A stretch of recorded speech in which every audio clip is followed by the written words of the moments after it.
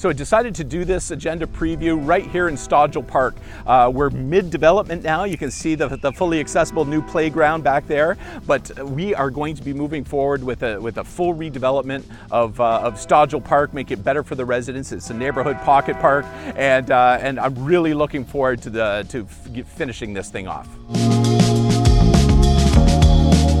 Hey everyone, welcome to agenda preview number 12. Now this one, it's a nice, short, easy one. There's only one meeting next week that you should be aware of, and that's the Monday, June 10th, Development and Heritage Standing Committee meeting. That's at 4:30 in Council Chambers. Just for a reminder, this is the first meeting of these items that we're going to be discussing. So they come before the standing committee, and then about a month later, procedurally, they end up going for ratification before all of City Council. So if anything on this list interests you, I fully encourage you to read through the agenda with the link below, because I don't have time to go through absolutely everything. I go through the things that I feel of our interest to you. So keep that in mind as I go through the agenda. Okay, so there's three parts to this meeting. The first one is Planning Act matters, and it's got a separate memberships. And the second part is the Heritage Committee matters, which is a whole other membership of administration, councillors, and members of the general public. And then lastly, it's administrative matters. So those are the three parts, and we'll start off with the Planning Act matters. So number one is a housekeeping amendment. It's just basically going through the zoning bylaw and just bringing it up to date. So there's a long list of little amendments, little tweaks here and there, definitions, that type of thing. So go through that if that really interests you. Item 7.2, approval of a draft plan of subdivision and zoning bylaw amendment. Okay, so this is on Devon Street. Devon Street Incorporated, part of Lynn Street, registered plan, blah, blah, blah. Okay, so this is in Ward 9. So it's a very small infill subdivision, proposed subdivision of nine blocks, nine parcels. So that's item 7.2. 7.3 is a zoning bylaw amendment. This is in Ward 2, so out in the West End. It's the former St. John's School. So what they're proposing is rezoning it away from the institutional zoning that it's in now, putting it to residential. And they don't say, it doesn't go into real detail, but it looks like there might be 35 to 40 lots in there, and singles and semi-detached houses. So item 7.4, official plan amendment, zoning bylaw. This is an interesting one, actually. So this is the northwest corner of Howard and Cabana. So this is in Ward 9. What they're proposing is a multi-use structure, commercial on the ground floor, residential up top, great infill, great residential density for that little commercial area there. And I drove by it the other night, so residents of that area will have seen the signs out with the pictures of the property. So you might know about it, but come to the planning meeting next week for that. Okay, so that is it for planning. Then we move on to item 10, Heritage Act matters. And there's three things here. So there's a Windsor Municipal Heritage Register update. And basically we're updating it because we've allowed the demolition of 5 designated heritage structures, so we have to remove those from the list. Item 10.2, heritage alteration permit for Willisted Manor, arguably the crown jewel of Windsor's municipal buildings. There's $1.95 million in repairs going on in there, masonry, windows, roof, woodwork, that type of thing. And even though it's a municipal building, we still have to go through the process. So that's what this is all about.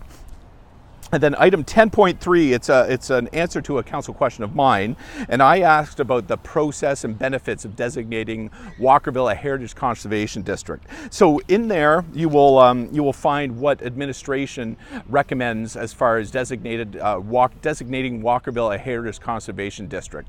So I fully support and obviously support the idea of moving forward. There's going to be lots of consultations on this. One of the big things that we really have to understand is public consultation is paramount in these things, and I will ensure that the public is fully in the loop when it comes to the Heritage Conservation District in Walkerville. Okay, so then moving on, item number 11, it's more administrative matters. These are some of the more bureaucratic in nature. So item 11.1, it's a closure of an L-shaped alley in Ward 7 between Wyandotte Street East and Jerome Street west of Clover. If that sounds familiar to you, you probably live there, because it doesn't sound familiar to anybody else. So there's a closure of an alley there. So item 11.2, Brownfield Redevelopment Community Improvement Plan application. This is in Ward 10. So there's a former auto scrapyard on Partington Avenue that the new owners want to change it into a self-storage facility to store all the stuff we seem to accumulate everywhere, and we can't fit it in our house anymore. So that's going on. That's item 11.2. Item 11.3 is a council question. This is from Councillor Bordelin in Ward 3. So he wanted to know how we can get secondary suites included in the Downtown Windsor Enhancement Strategy and Community Improvement Plan, because there's a lot of opportunities there for infill, residential infill. We're experiencing a bit of a housing crisis right now. People cannot find places to rent, and this will help alleviate that, and that this will help encourage people to actually construct these secondary suites. Another part of his motion is asking about developing workshops. Because he has attended a few in the past. Incremental development is a group of people that right in the report you will see what they do, and they basically teach you how to build and how to develop small projects that make our city a little bit better. So that's very interesting. I'm looking forward to the discussion on that one. So that was item 11.3. 11.4 is a downtown CIP grant application, St. Roads Development. This is the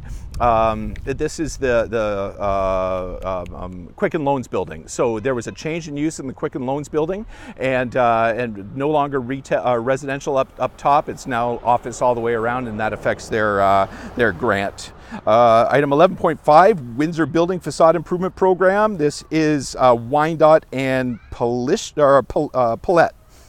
Wyandotte and Paulette. Okay, in Ward 5, it's a Pizza Plus building. It's right there in the corner. So they're applying for $26,000 in grants to improve their facade. Item 11.6, this is pretty exciting. This is 7 homeowners taking advantage of the CIP, the Ford City CIP that we just instituted last term. And believe it or not, this is generating $130,000 of private investment within Ford City, further rejuvenating that neighborhood. And then there's lastly, item 11.7, Lynn Street Subdivision oversize and cost sharing. There's a development going on, and what happens is we actually partner with developers in some circumstances and pay to have the infrastructure that they install oversized to accommodate development further on down the road. So that's what that thing is. So that's item 11.7, and that's it. So next week, that is it. This is on the Monday. Highly encourage you to come down if any of this stuff interests you. Below, find the links, find the live links, the agenda, everything below there is available for you to get better informed and further engaged in the process. Thank you so much for watching.